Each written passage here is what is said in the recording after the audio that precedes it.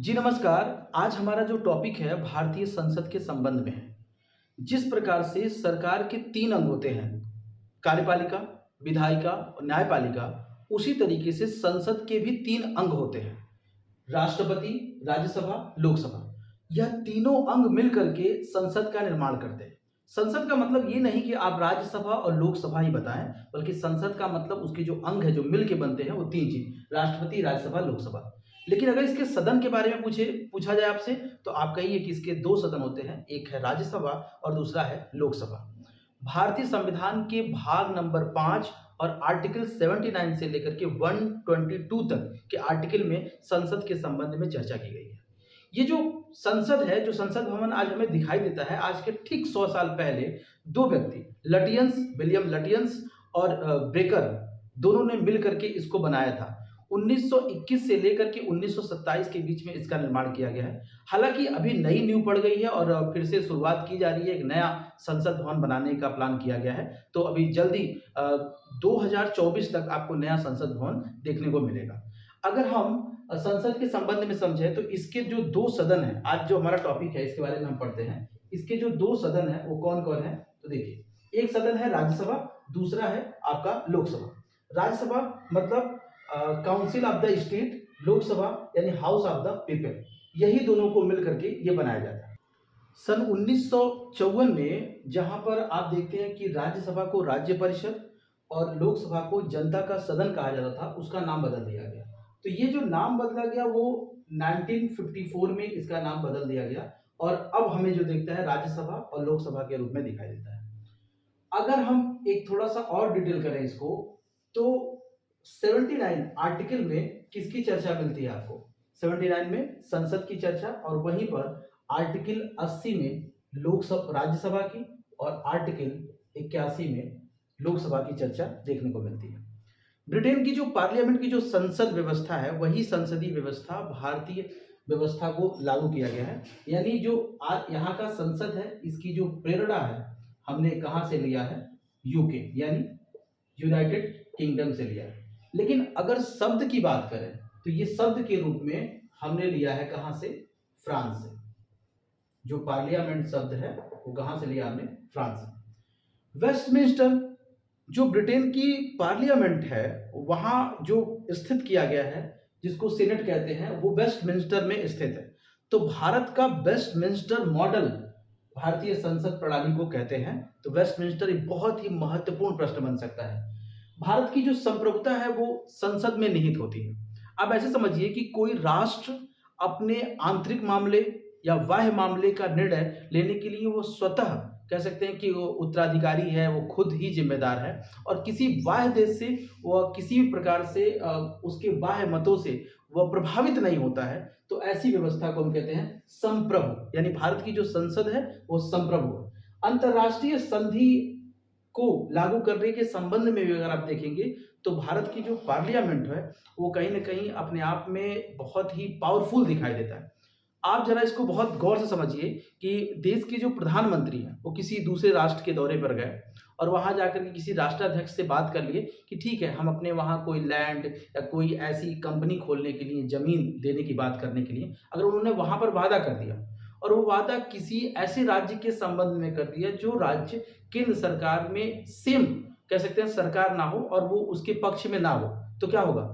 तो भी उस राज्य को मानना पड़ेगा, क्योंकि अंतरराष्ट्रीय संधि के संबंध में संसद वहां पर ये कानून लागू कर देगा और उन्हें मानना कहीं ना कहीं बात है। यानी राज्यों का अस्तित्व तो वहां पर उतना स्ट्रांग नहीं रह जाता। थोड़ा सा अगर इसको देखें राज्यसभा और लोकसभा को, तो देखिए, लोकसभा जनता का बड़ा प्रिय सदन होता है, इसीलिए इसको आप क्या कहते हैं? प्रथम सदन कहते हैं, प्रथम सदन। वहीं इसके अपोजिट अगर आप जाएंगे तो राज्यसभा को कौन सा सदन कहते हैं? इसको हम द्वितीय सदन कहते हैं, द्वितीय सदन। अगर हम बात करें कि इसमें से उच्च सदन कौन है, निम्न सदन, तो राज्यसभा में वरिष्ठ लोग रहते हैं, इसीलिए इसको उच्च सदन कहते हैं,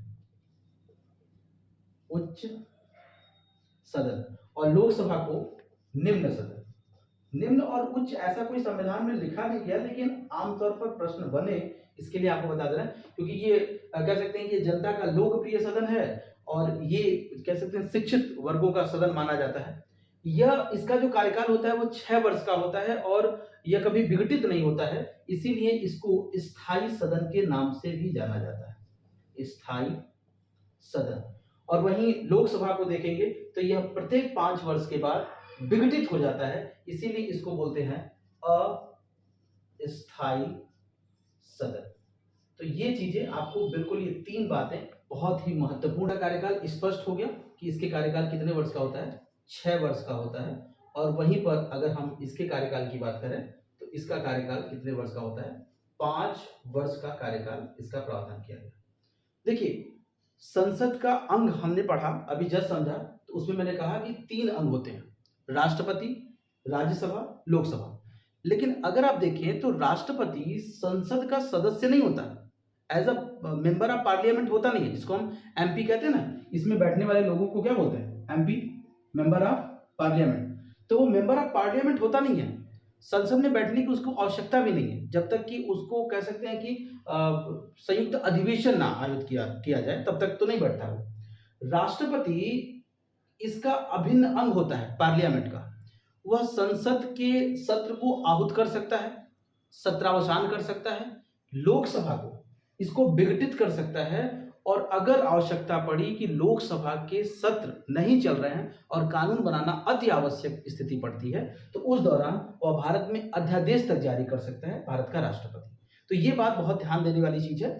इसके अलावा ये जो राज्यसभा है, इसका जो चुनाव कराया जाता है वो अप्रत्यक्ष होता है, अप्रत्यक्ष, इनडायरेक्ट, यानी जनता के द्वारा चुने गए प्रतिनिधियों के द्वारा चुनाव होता है। और वहीं पर लोकसभा की बात करें तो इसका चुनाव कैसे होता है, डायरेक्ट, यानी प्रत्यक्ष चुनाव का प्रावधान किया गया है। और इसके चुनाव में अगर आप देखेंगे तो इसका चुनाव अप्रत्यक्ष प्रावधान किया गया है। इसका स्क्रीनशॉट ले लीजिए, उसके बाद हम संसद के स्ट्रक्चर को ठीक से देखेंगे। अगर हम संसद के स्ट्रक्चर को ठीक से देख पाए तो समझ पाएंगे। देखिए, राज्यसभा और लोकसभा के अंतर्गत दोनों को हम पहले संख्या के रूप में देखते हैं कि क्या बदलाव हुआ है और क्या अभी परिदृश्य है इसका। तो लोकसभा में अगर आप देखेंगे तो अधिकतम सदस्यों की जो संख्या निर्धारित की गई थी, वो यहाँ मैंने 550 जरूर लिखा है, लेकिन 552 था तब। अभी एंग्लो इंडियन को निकाल दिया गया है, इसलिए मैं जानबूझ करके ये लिख दिया हूँ 550। किसको निकाल दिया गया है, तो एंग्लो इंडियन को, एंग्लो इंडियन इनको निकाल दिया गया है। और बकायदे संविधान का 104वां संविधान संशोधन द्वारा इन्हें बाहर कर दिया गया। अब जरूरत नहीं था, जब ब्रिटिश लोग भारत में थे, यानी कह सकते हैं कि अंग्रेजी मूल का पुरुष और भारतीय मूल की महिला से उत्पन्न जो बच्चे थे उनको हम एंग्लो इंडियन कहते थे। तो उस समय क्योंकि सदस्यता बहुत ज़्यादा थी नहीं, उनको कोई निर्वाचन में वोटिंग करने वाला था नहीं कि जो उनको वोट करके जिताए और वो चुनाव में आए और अपनी बात वो रख सके, तो कहीं ना कहीं उनको एज अ मनोनयन ये व्यवस्था किया गया था कि वो अपनी प्रतिनिधित्व व्यवस्था वहां पर स्थापित कर सकते हैं। तो अभी ये निकल गया है तो बाहर कर देते हैं इसको। हम 550 से देखते हैं जो निर्धारित किया गया है। उसमें राज्यों का जो कोटा है वो कितना है, 530, और केंद्र शासित प्रदेशों से कितने अधिकतम आ सकते हैं, 20, और राज्य से कितने अधिकतम आ सकते हैं, 530। लेकिन आते नहीं है अभी भी। उसमें अगर देखें तो वर्तमान समय में संसद ने जो कोटा निर्धारित किया है, जितने सीट सदस्य बैठ रहे हैं वो कितने, टोटल 545 सदस्य ही आ रहे हैं इस समय, जिसमें से राज्यों से कितने लोग आ रहे हैं, 524 लोग राज्यों से आ रहे हैं। ठीक है, कुछ यूटी बदल चुके हैं, और यूटी से अगर हम बात करें तो टोटल सदस्यों की संख्या कितनी हो गई है इस समय यहाँ पे आने के लिए, 19 हो गया। तो ये इस समय वर्तमान समय का परिदृश्य जो आप देख सकते हैं। वहीं अगर हम राज्यसभा की बात करें तो राज्यसभा में अधिकतम सदस्यों की संख्या जो निर्धारित की गई थी वो 550 निर्धारित की गई थी। हालांकि इस 550 में 12 भारत का राष्ट्रपति क्या करता है, मनोनीत करता है। और ये जो मनोनयन है भारत के राष्ट्रपति के द्वारा, वो कई क्षेत्रों में, जैसे कला के क्षेत्र में, साहित्य के क्षेत्र में, विज्ञान के क्षेत्र में, और सामाजिक सहकारिता के क्षेत्र में, इन क्षेत्रों से मनोनीत किया जाता है 12 लोगों को। और बाकी जो लोग 238 राज्यों से निर्धारित किया गया है कि अधिकतम राज्य से 238 लोग आ सकते हैं। वहीं अगर आप देखें तो वास्तव में जो वर्तमान परिदृश्य है उसमें कितने आ रहे हैं, 500 225 लोग राज्यों से आते हैं और 8 लोग कहां से आ रहे हैं, यूटी से। ये वही यूटी है जहां पर विधानसभा गठित किया गया है, ध्यान रखिएगा। कौन यूटी, जहां पे विधानसभा गठित किया गया है। तो कौन कौन सा, जैसे जम्मू कश्मीर विधानसभा गठित है, यहां से कितने लोग आ रहे हैं, 4 लोग आ सकते हैं। दिल्ली से कितने लोग, 3 लोग, और पुडुचेरी से कितने, 1। तो 4 3 7 1 8, यानी टोटल यूटी से कितने, 8 लोग। और अगर आप देखें राज्यों से तो 225 लोग वर्तमान समय में आ रहा है। निर्धारित कितना है, 338। तो देखिए अब इस तरह से अगर आप काउंट करेंगे तो बहुत अच्छा इसको बना लेंगे। इन दोनों को काउंट करेंगे तो कितना हो जाएगा आपका, 233। तो वर्तमान समय में कितने लोग आ सकते हैं पूछा जाए तो 233 मेंबर यहां से, और 233 में किसको प्लस कर लेंगे आप, 233 में 12 को प्लस कर लेंगे तो कितना हो जाएगा, 5 4 2, यानी वर्तमान में कितने, 245 लोग राज्यसभा में होते हैं। तो ये प्रावधान किया गया। इसके अलावा जैसे मैंने अभी जस्ट पिछले क्लास में आपसे बात किया कि एक लोकसभा है, दूसरा राज्यसभा है। इस बीच में जो कक्ष है इसको बोलते हैं केंद्रीय कक्ष यानी सेंट्रल हॉल। देखिए लोकसभा के लोग जो मेंबर ऑफ पार्लियामेंट लोकसभा के होते हैं वो लोकसभा में बैठते हैं, राज्यसभा वाले राज्यसभा में बैठते हैं। लेकिन जब दोनों को एक साथ राष्ट्रपति बुलाता है, यानी जब आर्टिकल 108 के तहत किसी सामान्य विधेयक पर कहीं न कहीं दोनों का मत क्लैश करने लगता है, तो उन दोनों लोगों को एक साथ केंद्रीय कक्ष में बुलाया जाता है, जब हम कहते हैं कि संयुक्त अधिवेशन आर्टिकल 108 के तहत। तो संयुक्त अधिवेशन के समय दोनों लोग आकर के यही केंद्रीय कक्ष में आकर के बैठते हैं। अब इस तरह की अगर आप देखेंगे तो भारत में जो हमारा संविधान का निर्माण किया गया 1946 से लेकर के 49 तक, जब तक संविधान हमारा बन के तैयार नहीं हुआ तब तक आप देखिए तो इसी केंद्रीय कक्ष में सभी बैठकें बुलाई गई थी। पहली बार जो संविधान सभा की पहली बैठक बुलाई गई वो भी इसी केंद्रीय कक्ष में बुलाया गया था। और कहते हैं कि 15 अगस्त 1947 को जब देश हमारा आजाद हुआ तो उस दौरान नेहरू जी ने जो केंद्रीय कक्ष में ही अपना भाषण भी दिया था। तो ये केंद्रीय कक्ष का मुद्दा है जो आपको बहुत अच्छे से इसको समझना चाहिए। देखिए जो संसद है पार्लियामेंट, इसके जो दोनों सदन है आप इसको समझ लीजिए। ब्रिटिश पार्लियामेंट या ब्रिटिश जो सीनेट है उसकी पद्धति पे हमने ले रखा है, तो उसको अभी हम इसको समझते हैं यहाँ पे। वर्तमान जो संसद भवन आज हम देख रहे हैं उसका निर्माण 1921 से 1927 के बीच में कर लिया गया। तकरीबन 6 साल उसके निर्माण में लग गया था। 2 ब्रिटिशर्स आर्किटेक्चर थे जिन्होंने इसका निर्माण कंप्लीट किया था, और वो दोनों का नाम खूब एग्जाम में पूछा जाता है।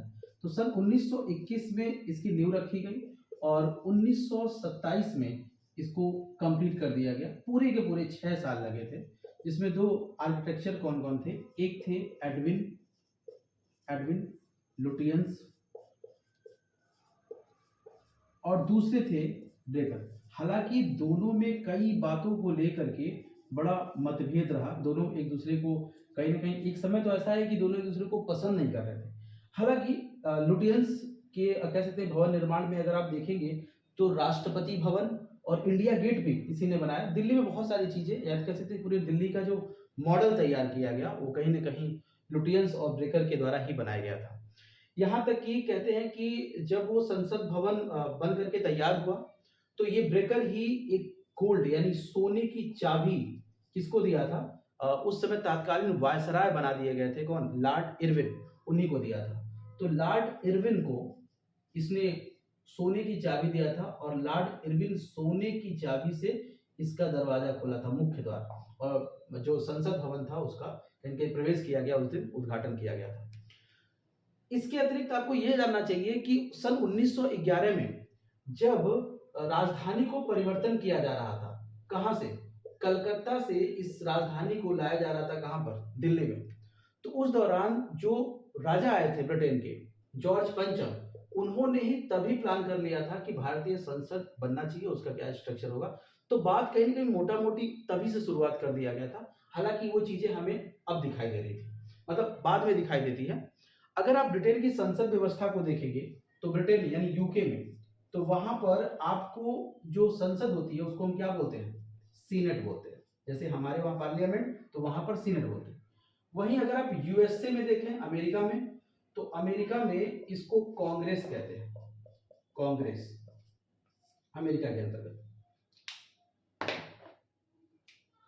अमेरिका में कांग्रेस, ब्रिटेन में सीनेट, और हमारे वहां क्या, संसद। तो जो सीनेट होता है इसके भी दो सदन हैं, दो सदन। देखिए, जो एक है हाउस ऑफ कॉमन्स, एक है हाउस ऑफ लॉर्ड्स। तो जो राज्यसभा है वहां का उसको बोलते हैं हाउस ऑफ लॉर्ड्स, और जो वहां का लोकसभा है उसको बोलते हैं हाउस ऑफ कॉमन, एकदम हमारी तरह। वहीं अगर आप अमेरिका में देखें, यूएसए में, तो यहां भी दो सदन हैं इसके बनाए गए। अब इसके जो दो सदन है, इसका जो पहला सदन है, या कह सकते हैं कि जो राज्यसभा है वहां पे, उसको बोलते हैं सीनेट, सीनेट राज्यसभा यानी उच्च सदन। और उसका जो निम्न सदन है उसको बोलते हैं हाउस ऑफ रिप्रेजेंटेटिव। तो ये चीजें आपको ध्यान रखना होगा कि अमेरिका के संबंध में, यूके के संबंध में और भारत के संबंध में आप इसको बिल्कुल जानिए। हमारी जो नई पार्लियामेंट बननी है 2024 में, उसको अगर आप देखेंगे तो वो त्रिभुजाकार बनने वाली है, त्रिभुजाकार।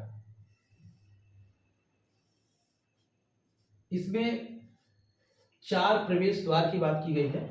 और अगर हम इसको यहां पर आकर के समझें तो अभी देखिए क्या है कि अभी मैंने जस्ट बताया कि राज्यसभा में सीटों की संख्या, तो अभी जो निर्धारित किया जाना है उसमें किया जाएगा कितना, 384 सीट बनाए जाएंगे बैठने के लिए। और लोकसभा में अगर आप देखेंगे तो वहां पर बनाया जाने वाला है 888 आपको 888 इतनी सीटें बनाएंगे। केंद्रीय कक्ष में जहां दोनों लोग आकर के एक साथ बैठ सकते हैं, इसका प्रावधान किया गया है 1272 सीटों का।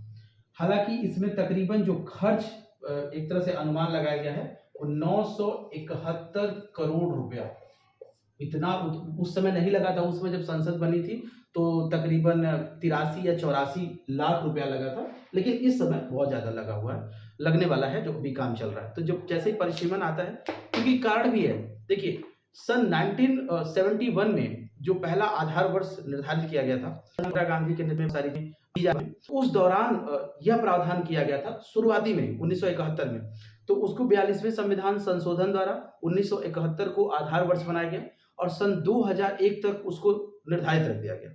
लेकिन 2001 में जब अटल बिहारी वाजपेयी की जब सरकार आती है तो फिर उनके समय जो पॉपुलेशन होता है वो उत्तर भारत का काफी बढ़ जाता है। तो फिर क्या करते हैं, सीधे आप देखिए 42 का दूना करिए 84 में संविधान संशोधन द्वारा 2001 में वो क्या करते हैं, उसी 1971 को फिर से आधार वर्ष निर्धारित करते हैं। कब तक के लिए, 2026 तक के लिए वो निर्धारित कर देते हैं। अब 2026 में, अब क्योंकि नरेंद्र मोदी की सरकार चल रही है इस समय, बीजेपी की, तो वो जो सरकार चल रही है, तो अब इसके सामने एक बहुत बड़ी जटिलता आ गई है कि 2026 आने वाला है। अब पार्लियामेंट का दायरा तो आपको अब तो बढ़ाना पड़ेगा, कुछ तो करना पड़ेगा। देश की पॉपुलेशन बढ़ रही है और वहां पर सीटें नहीं है बैठने के लिए, तो अब नए एमपी अगर आप चुन के लाएंगे तो कहाँ बैठाएंगे। तो जाहिर सी बात है उनके लिए ये प्रावधान किया गया। तो नई जो संसद व्यवस्था, उसमें राज्यसभा में 384 सीटें और लोकसभा में 888 और केंद्रीय कक्ष में 1272 सीटों का प्रावधान किया गया। ये रहा आपका संसद का एक इंट्रोडक्शन। इसके बाद लोकसभा, राज्यसभा के क्लासेस बहुत जल्दी आपको मिलने वाले हैं। एक सीक्वेंस में पढ़िए, जो भी समस्याएं आ रही हैं, संघर्ष आ रहे हैं, मैसेज करिए, मुझे बताइए इसके बारे में, मैं एक एक करके निदान करूंगा। इसके अतिरिक्त आपके हिस्ट्री के भी बहुत जल्दी वीडियोस पढ़ने वाले हैं, ठीक है। तो आज के लिए इतना ही, धन्यवाद।